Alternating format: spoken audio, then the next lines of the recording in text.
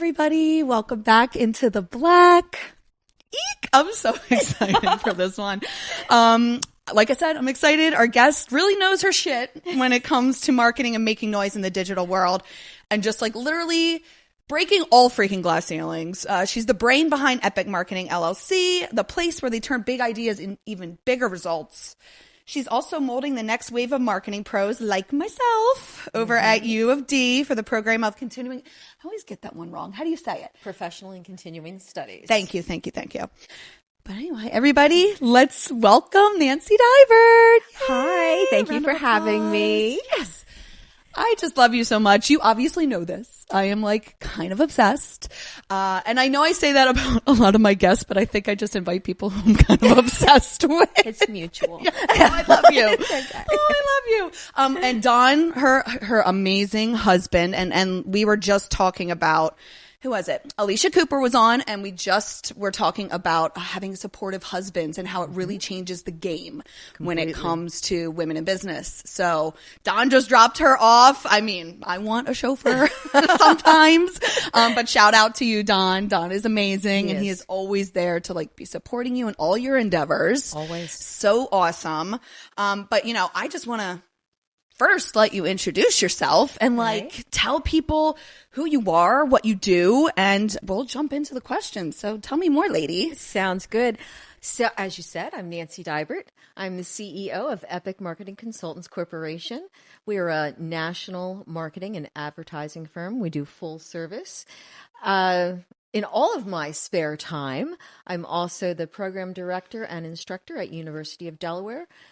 Professional now you got me doing it. Professional and continuing studies for both the digital marketing program and the social media marketing programs, and we are launching new classes. Yes. Yeah. Don't tell me that. I mean, like, I will have to do it. You know, I'm considered, and I thought I was an expert in social media, right? Whoa, baby. No, crazy. Holy cow. It's insane. Oh my gosh. So we're doing an advanced LinkedIn, we're doing an advanced Instagram, and we're doing an advanced Facebook. I love that. The Instagram, so it's broken into 10 modules. Mm-hmm. There's one module just on ads. Not joking, 90 pages, single space. Did you write this? Holy shit, y'all. Yep. Oh my God. Yep. So today, as I was getting ready to come here, I was actually thinking, you know, I think we should pull that ads, the LinkedIn ads module, and then have that as a separate just course. Yeah. On LinkedIn ads. And then the same thing for Instagram. Included in the advanced, but then for people that just want to know the ads. Yeah, because ads is a huge thing right now, especially with all the changes that are going on. And you probably do like cover all of that shit. We do. I don't know how you do it. Well, it has been such a learning experience for me. Like I said, I thought I knew this stuff, and I do, but not those intricacies. And so it has just been amazing. Dude, that is so cool. And if again, and they're going to be online, right? You don't have to be in person. They're self-served. No. That's awesome. So self-paced? Self-paced. So they are asynchronous. Oh yes. So like, and you get to use a real organization. You have access to Sprout Social for the duration of however your 6 months that you have to take it. So you get that hands-on experience.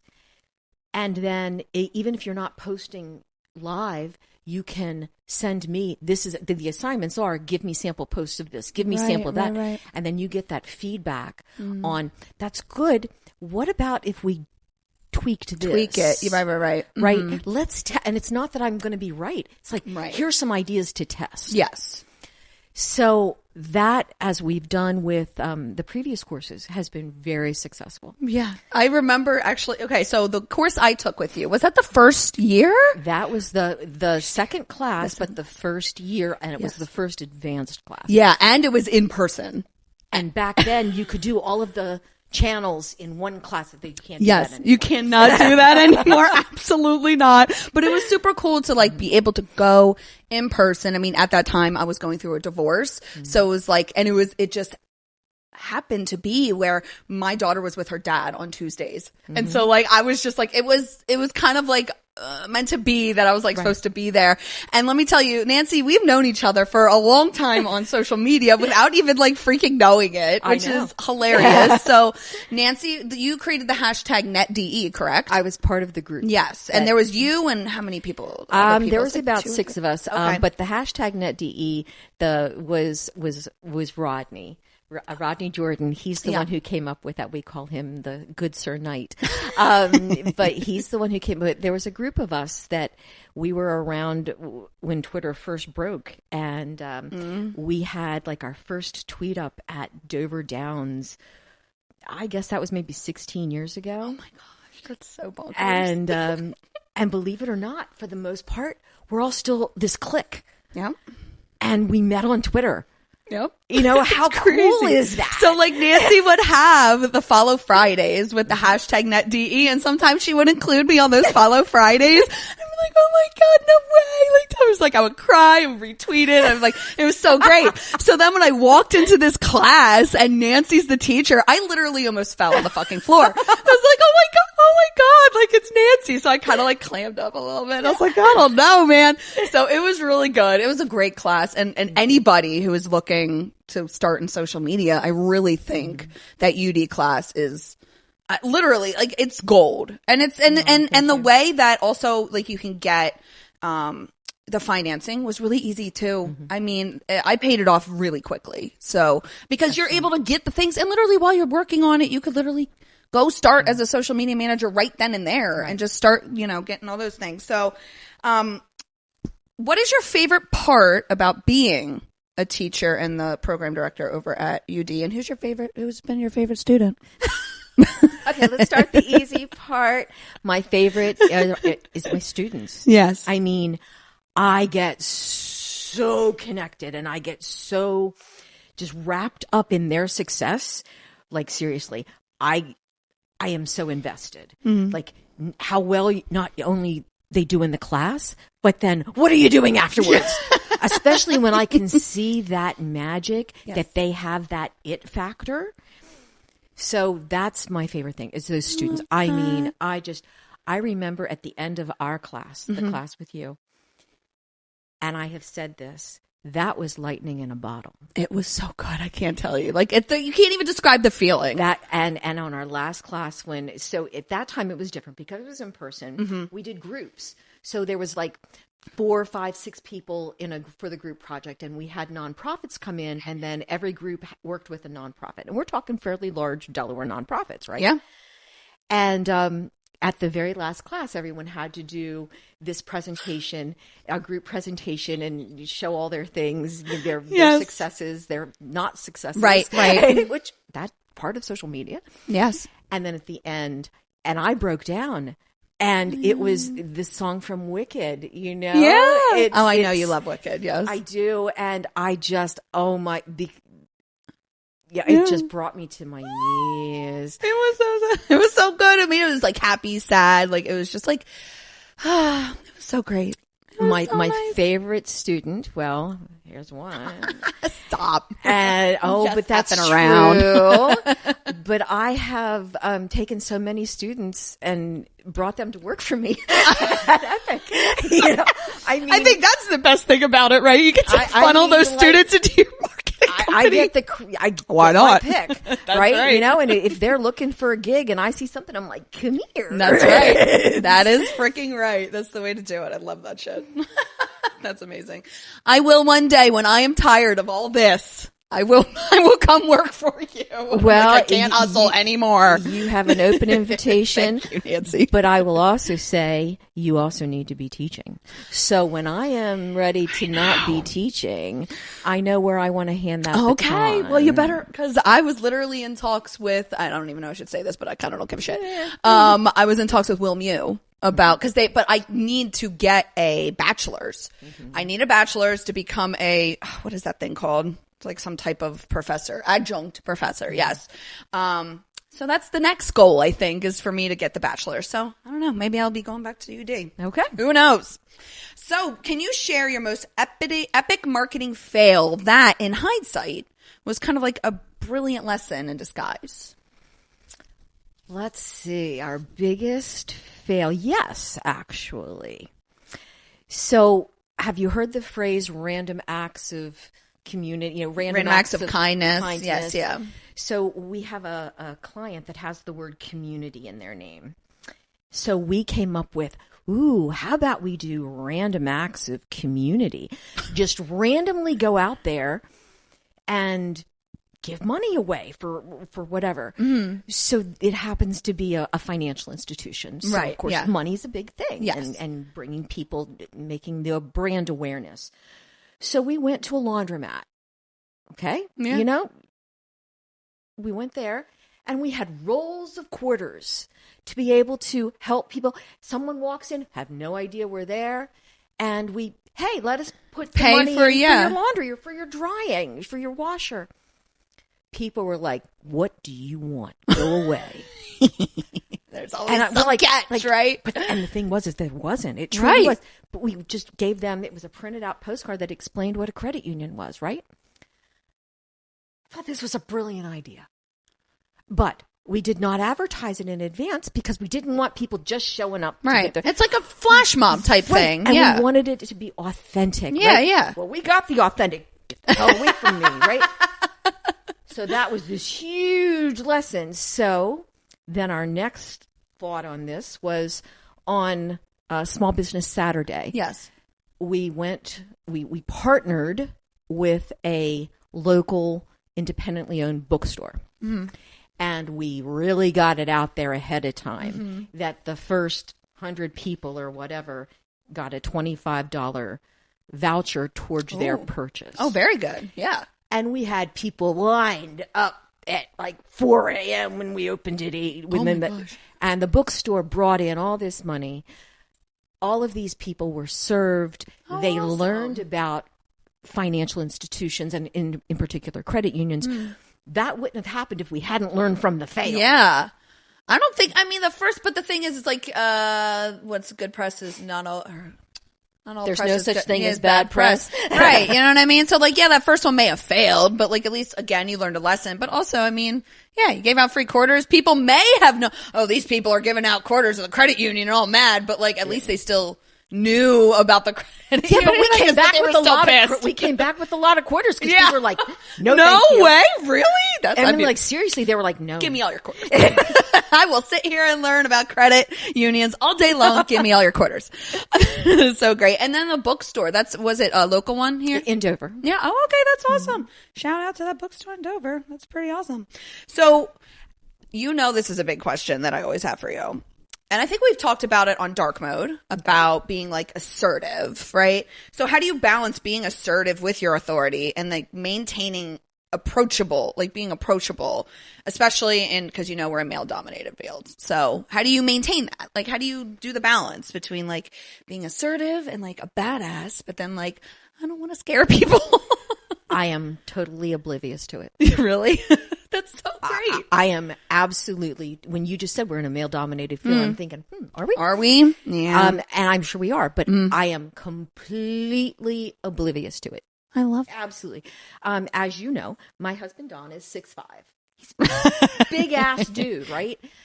I'm a little under 5 feet tall. Nothing phases me. Brilliant. Dude, that is amazing. Where'd you get that? Were you born with it? Maybe it's Maybelline. I don't know. Is it? I came out of the womb this way. Yeah. I wish.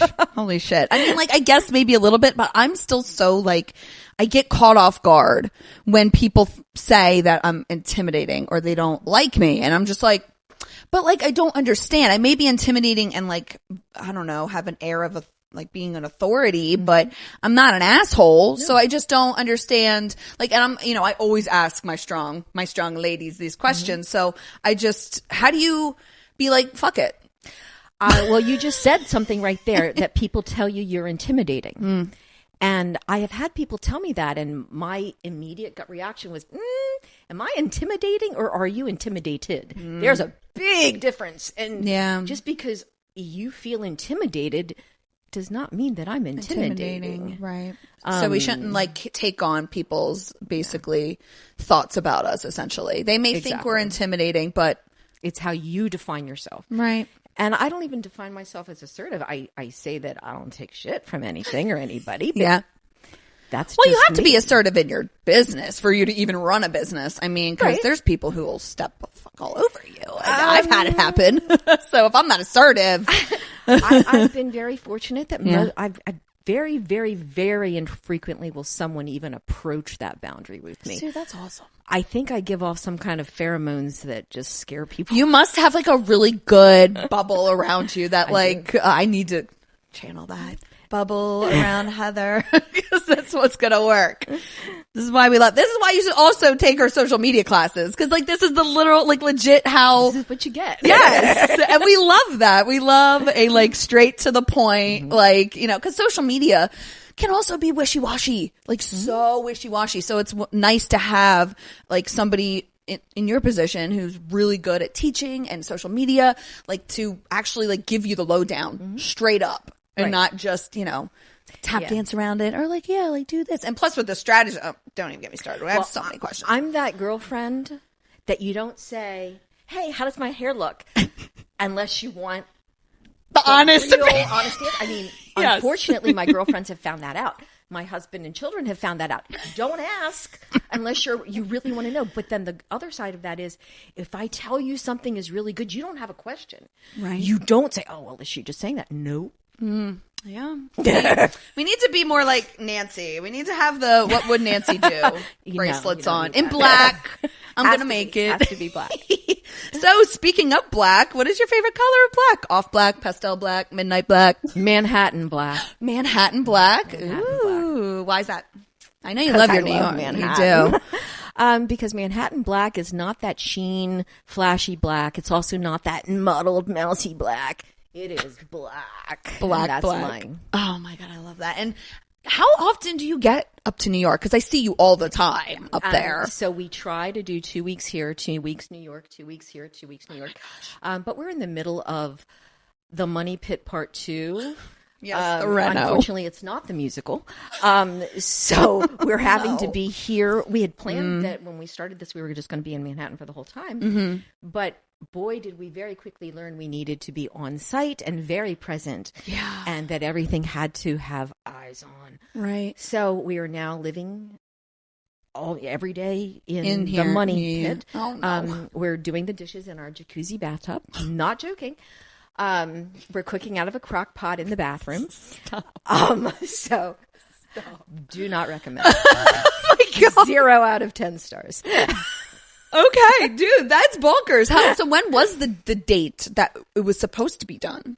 I've lost count. But literally we one of the contractors looked at my husband and said 2 weeks, and I thought he was going to throttle him, and he said, "This is not the money," because that's the line. 2 weeks, 2 weeks. So yeah. Oh my God. And so, but wait, when's the next deadline that they gave you? Everything. Well, on Wednesday, the fireplace is going in. Oh, yay. Good. And that was a big holdup. Oh, good. Okay, So good. now everything can hopefully get back. Move on track. right. Okay, well, fingers crossed for you, girlfriend. And make sure you paint a wall black in there somewhere. The floor. The Manhattan black. We had all of the cabinets done. They're custom and all done in an ebony. Oh, So, yeah. Pictures. Please send me pictures when it's done, please.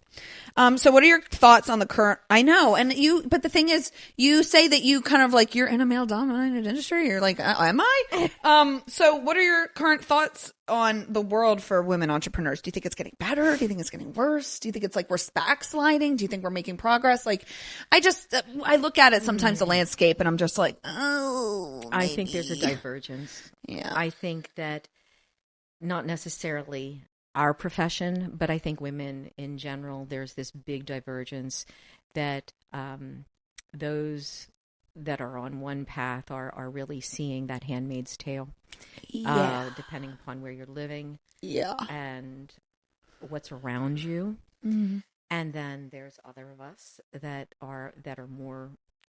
It's easy to paint it with a broad stroke and say more metropolitan areas, but that's not even true. Right. But those of us that aren't on that path, I think sky's the limit. I really don't see a glass ceiling anymore. Yeah. And I would challenge someone who said, "Oh, I can't do it because..." No, you can. Don't look for an excuse. Yeah. You don't need to have something dangling between your legs to do something. Just do it. Period. Don't blame it. Don't praise it. Yes. You own it. The good, the bad, and the ugly. Mic drop. I don't even think we should just turn off the podcast now, because that is literally, and again, what would Nancy do? It's just, I love that, because a lot of women do, and there are two different paths. Do you think that the paths are kind of diverged based off of maybe age demographic right now? I don't think so. No? I don't think so. Because I see a lot of people, like in the younger demographics, Gen A, Gen Z, really like embracing that, like, fuck it, I could do whatever I want. I had, like, sky's the limit. But then there's my, 8 millennials, Gen X's, we're like, ooh, like, I don't know if we can. I don't. So I'm going to be 59 in less than a month. She don't look it. I wanted to ask, like, something in regards to, like, and about being a grandmom, because you're a grandmom, right? 10 years, she's 10. What? Dude, she looks 40 over here. Get out of town. Okay, yeah. My daughter's 32, and she is a very powerful, very high, in her field woman. Yes. Also takes no shit from anybody. It's in the blood, Nancy. And I've surrounded myself with my girlfriends, and for the most part, my contemporaries, my peers, they're very much reflective of me. So I don't necessarily see that it's a generational divide. I think I wonder if it's that we've had more educational opportunities. Yeah. Because everyone I know has had a significant background with education, higher education. Mm-hmm. And I wonder if that's part of what that divergence is. Yeah, that's an interesting point. Yeah. And then, like, I think it also shifts when, like, because it definitely shifted in my family when, like, my dad went back to college. You know what I mean? So, like, with that education comes change. Exactly. So maybe just more education, guys. And now we're back to go to her class at UD. For more education. PCS.udel.edu. Period. There you go. So, bringing us back to marketing, is the traditional marketing model dead? Oh, yes. And do you think companies that are sticking to it are just digging their own graves?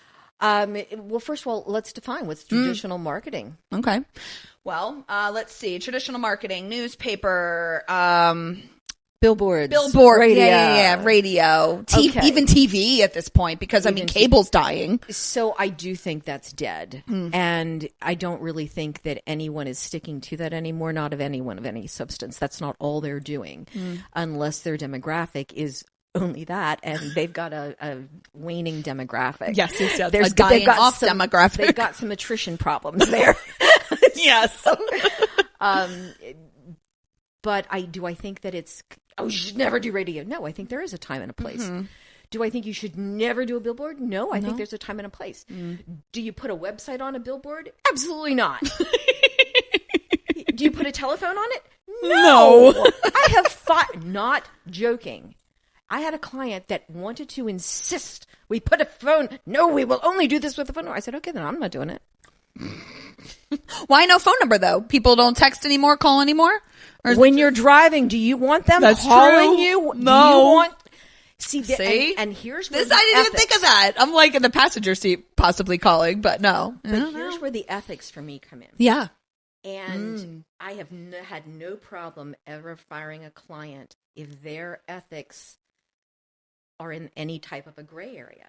And because my husband and I own Epic, I get to state where our boundaries are. And if our boundaries say, that's a little unethical, we don't have to do that.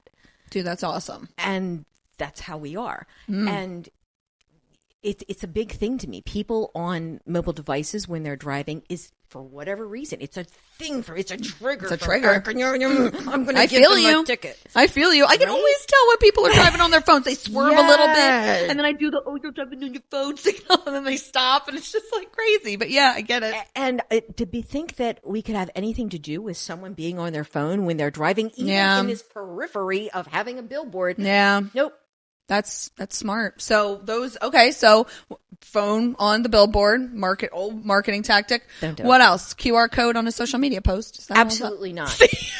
drives me Thank you. bananas. And I didn't know that's how you felt. But Thank you. there was very recently, as in I think over this weekend, I saw either a post or an email came, sign up by scanning this QR code. And I'm like, oh my God.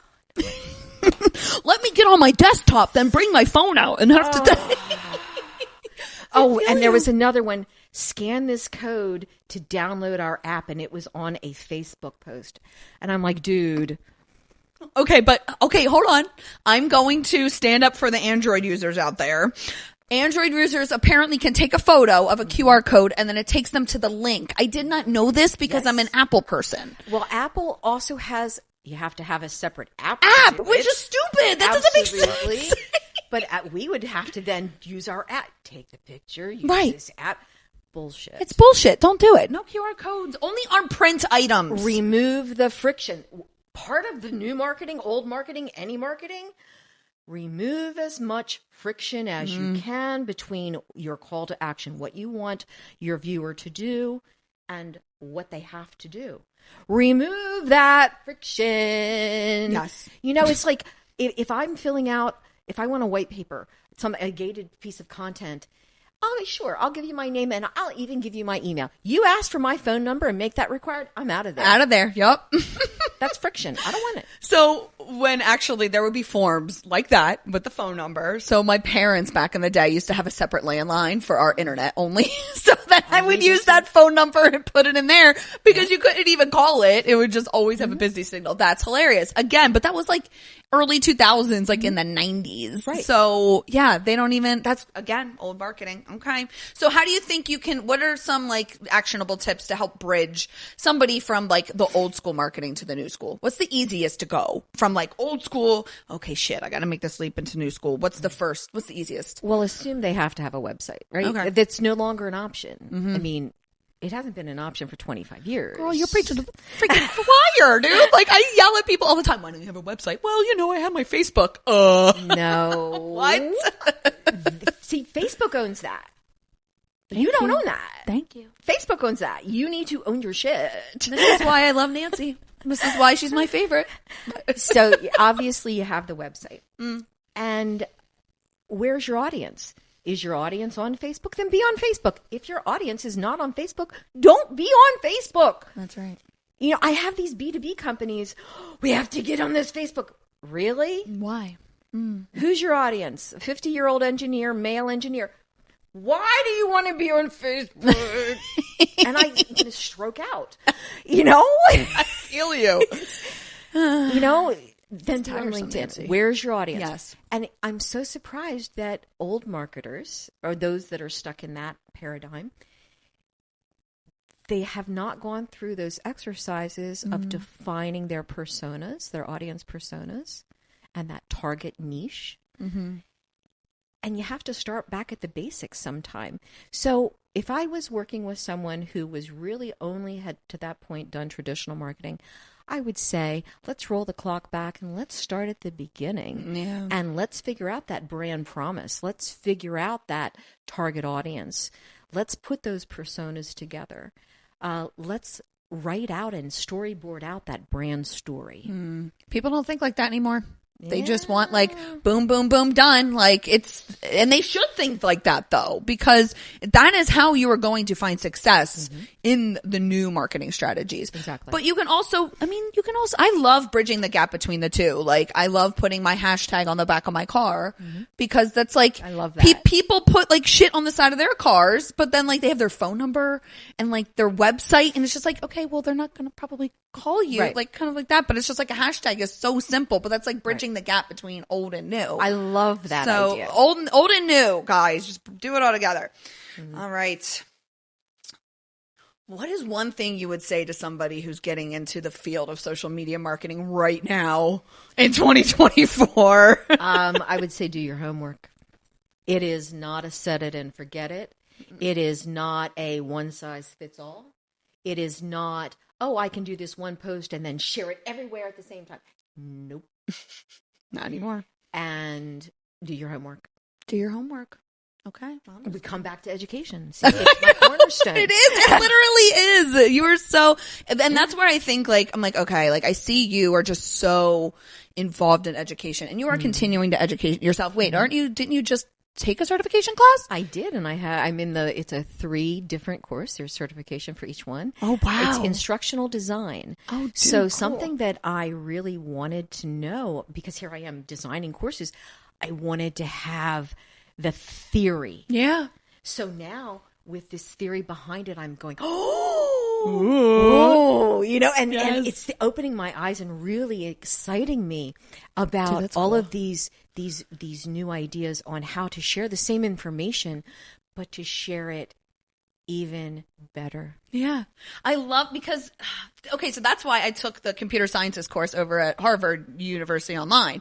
I know how to do websites. Like I could do that. Like I've been doing it for almost 15 years, but I literally had no idea how it worked, the tech stack, the CSS, the coding behind it. Right. I had zero clue, but now I know the theory and how it actually works. So now I feel like I'm more educated to give a better product. And I bet you feel that same way too now that you can actually give a better course product out there. I feel empowered because now I'm not guessing at the theory and not even knowing what I didn't know. Right? Yeah. It's just been incredible. I absolutely have loved every moment. And what where's this at? What's her? University of Delaware. Oh shit! There we go. This episode brought to you by University of Delaware. I'm calling y'all. Yeah. All right, I'm going to stir up some shit because I love stirring up some shit. What's your favorite restaurant in Delaware? Oh, I thought you were going to say favorite restaurant. Favorite restaurant in Delaware. Oh, everybody has an opinion, man, in this state. Everybody is a foodie. Everybody. So we are foodies, but I would defer to my favorite restaurant, which is in New York. Which is in New York. Mm-hmm. Okay, bye Delaware. But it's closed. Oh, no. It didn't make it through the pandemic, and that was Charlie Palmer's Ariel. It did not make it. Sad. Yeah. What was your favorite dish there? Oh, we would do the 7-course chef's tasting, so it always changed. Oh, man. So have you ever watched the show Cheers? Yes. And you know the song where everybody knows your name? Yes. Literally, this is a Michelin-starred restaurant, by the way, right? We would go in there. They would hug us. Oh. Just wait at the bar. We'll get your table ready. And we're like, who do they think we are? And they're like, no, like seriously. Don's like, who do they think we went there. It was like maybe our 3rd time there. Yeah. And we went there for my birthday. And as we were leaving, the maitre d' had everyone from all the staff kitchen line up into a receiving line for my birthday to wish me happy birthday on the way. And I'm like, oh my God. And I'm kicking Don, what did you do? He didn't do anything, did he? No. They were just that good. Oh my God, I love that. Oh, well, that's sad that they didn't make it. That makes me sad. But Charlie Palmer just opened up across the street at the Knickerbocker. Charlie Palmer Steak 4 just opened, and boy, are we looking. Are you going to go? Yes. Did you get a reservation already? I don't think we need one. Oh. Well, shit. Let me go dine with Nancy sometime. Goddamn. That's funny. Oh, well, that's sad that they closed, but awesome that he opened up a new spot. Please let me know how it is. Oh, I will. I'm trying to get up to New York. I'm not a city. I know it sounds weird. I'm not a city person, man. It's too much. Too many people. Too much going on. Too many noises. It's too fast paced. I get like so overwhelmed. How do you do it? I can't. I am in my element, so I am at all times this very okay. My anxiety has anxiety. Yeah, but in New York, it's like this for me, and I am because not it's external joking. Chaos now. You don't have to feel it; it's outside you. And I've actually read some peer-reviewed medical journals about it, and it is a phenomenon for people with. And usually on a higher end of the intellectual scale. So there is a combination there with anxiety. And on their normal everyday life, the anxiety just is like this constant. But if you put them in a very busy metropolitan area, so it's not just me. Oh, wow. It's because you're hearing it reflected outside of you. And it calms you down. And I'm like, seriously, it just dawns That's like, so cool. different. Yes, he's like, we're staying up here every 2 weeks. That's why. Yeah. Oh my Yeah, gosh. if our children and grandchildren weren't here, You'd be there. Yeah. Well, I don't know. We've got this little bitty. We own a condo there, and here we've got the house, the big house on the golf course and the pool. So it's really nice to have the best of both worlds. Yeah, it is. Yeah, and New York's only a train ride away, essentially. Yeah, exactly. And that's fun. So I got this new thing, and it's all and actually that brings me to my next question. But I have this thing that I got on TikTok. I didn't get it on the TikTok shop, but I saw it on TikTok. Okay. And it's a shake plate. And essentially you sit on this shake plate and it like when you feel that buzziness starting to happen of your anxiety and it like shakes it out of you and you feel so good afterwards and you stand up and you're like, I'm no longer like anxious and buzzy anymore. So like I might have to try to get up to New York City. If you're telling me that, I'm going to have to, I haven't been since I was like 7th grade. Let me know and we will arrange something and I will, yeah. Let's do that. Yes, okay. We'll have a field trip. Yes, okay, we'll have a field trip. Yes. I'll take the train. I'll even come and visit you, Alyssa, totally forked food influencer. She's up there. Love that. Yes.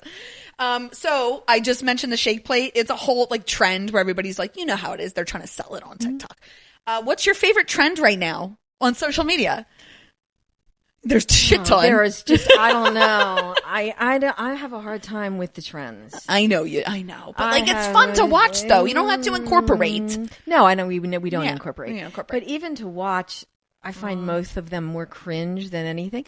Okay. I guess if I had to say my favorite would be the Gen X against the world, like any other generation coming for Gen X. Yeah. Because baby, if you're going to bring it for us, that's right. That's so right. You better get ready. I think that's my favorite. That's your favorite? Are the remixes. Okay. With the Gen X. Oh, that's cool. Okay. Mine in my brain on loop. I think you saw my video this morning. It was BBL Drizzy. I hate you, Metro Cool, so much. Everybody and their mother is literally. So social media conference in Newark, Delaware. She is holding, Delaware. Brought to you by U of T. Tell me about it, please. June 20th, Social Media Day, Delaware. Yes. It's a full day conference with networking afterwards. We have, a great keynote speaker. Ooh. And can you tell me yet or no? No. Dang. Actually, I think it's out there on our social media. Oh, okay. So Social Media Day, Delaware. Okay, perfect. Check that out.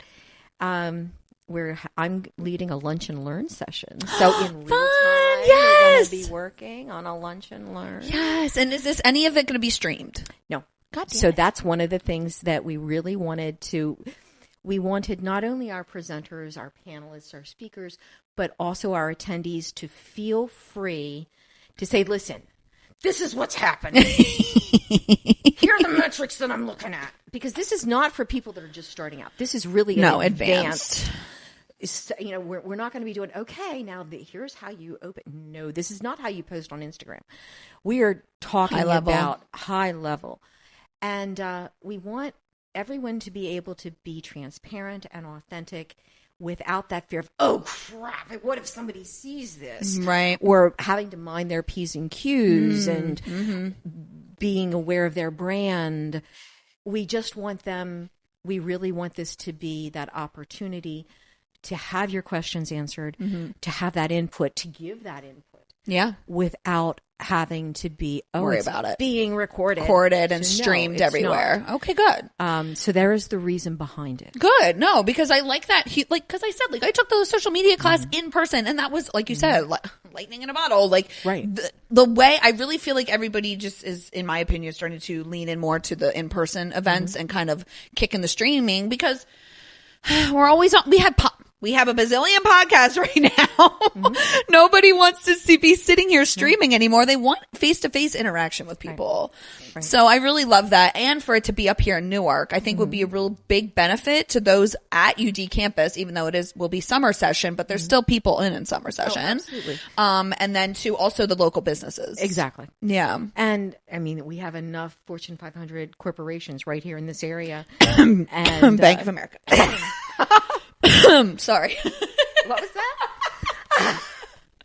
So I really think that we're not just talking about Gen Z here. Yeah. We're talking about speaking to baby boomers. Those at the bottom end of the baby boomers in my generation. I'm at that cusp right between the two. And people that are working in digital, in not just social, but as well as the digital sphere. Yes. That this is going to be for those people that are actively working in it. Or want to be in it. Right, yeah. We're hoping that in the future we're even going to have the opportunity to have like a live job. Oh, like a job fair? Oh, that'd be tight. As part of it. Oh, so good. Yes. For both the employers and the employees. Okay, I need to make sure that I'm here next year. Because I would love to do that. I'm sad that I'm missing it because I'm going to be at RealCom in June. You're going to be having fun. It's just me. I don't know how I'm going to like traverse the whole entire Tampa Convention Center, essentially. I don't know. I'm going to have to get a robot. You're a badass. That's how. I'll have to get some AI. Speaking of AI, love it, hate it, can't live without it. What have you integrated it? Like We have into some things, but not in. So we really looked at our task list, things that were repetitive, things that were routine, rote, the getting information, putting information here, creating charts and graphs out of it. But we really drew the line on where we felt that human interaction absolutely was non-negotiable. So anything strategic, anything, sure, AI, give me your thoughts, but I'm just going to high level look at that. Yeah. But we really took it out of like, even for creating Google Ads. Sure, you do that routine work for me. You come up with our keywords, give me the volume, this, that, and the other thing. I will choose. Yes. But we're going to write the ads. Right. Yeah. Because you can't get that human voice. No, you can't. Unless you like literally sit there and train it forever on pages. And we don't have that. We don't have that. And pages. If I see one more person dive into something, Nancy. Delve in, embrace, embark, Nancy. I can't. Oh, yeah. Phew, but yeah, you can pick it out in a heartbeat. You can. I find it hilarious now. I'm like, oh, this was, yep. Mm-hmm. Yeah, I can't. Do it. Not in me. Just not in me. We see you people. Oh. We know. I love this. This has been so much freaking fun. How can people connect with you? Where can they find you? Find me at Epic Nancy Lee, pretty much on every social. I'm pretty open to most connections, although there have been some that I have denied. Don't connect with her and then cold DM her, asking her to look at whatever. No, please don't do that. Right. And don't ever start with quick question or hey. Like that's right. Hi. Just wondering. No, you weren't. No, you weren't. No, you weren't. And of course, Nancy at epicmc2.com. Or ndibert at udel.edu. You can pretty much all get these anywhere. pages. How many? You have like bazillion pages. Just Google her. Yeah, basically, just Google Nancy Dibert. She'll be like the first 5 pages on Google. Pretty much. Pretty much. Yeah. So, is there anything that you want to leave the folks with today? Anything that you want to shout out, say, anything? There is, and it's about you. Oh, yay! And this is not planned. Oh shit! I'm gonna cry. Okay. So when I look at the person who walked into that class, was that 5-6 years ago, something like that? Actually, yeah, 5 years, 6 years. They'll say 6 because my daughter's 8 now, so she's around 2, I think. So the person who walked into that classroom versus this woman that I see now, yeah, there's this world, there's this chasm, but at the same breath, it's about a millimeter of difference. You made that last little transition. It has been there this whole time. You've always had it there. You just needed to be reminded. Yeah. And I'm so proud of you. I am so proud of you. I love you, Nancy. Oh my God. And anybody who tells you you're a hard ass, or they don't like you, or that you're too much, don't ever let that cloud what you think. And also don't let that make you become harder. Don't say, oh, well, I'll show you what hard is, which would be my reaction. That's been the reaction, girlfriend. But don't do that. You don't do need that. to. Okay. You don't need to. because that's a reflection on them, not on you. Right. So if I wanted to close with one thing, it would be to say thank you for showing me. Thank you. I love you. Hugs. Honey, I love you too. Oh, thank you, Nancy, for being here. I'm going to go cry off screen now. Tune in for next week. I don't know what the fuck next week's going to be, but we're out of Into the Black. So thank you. Thank you.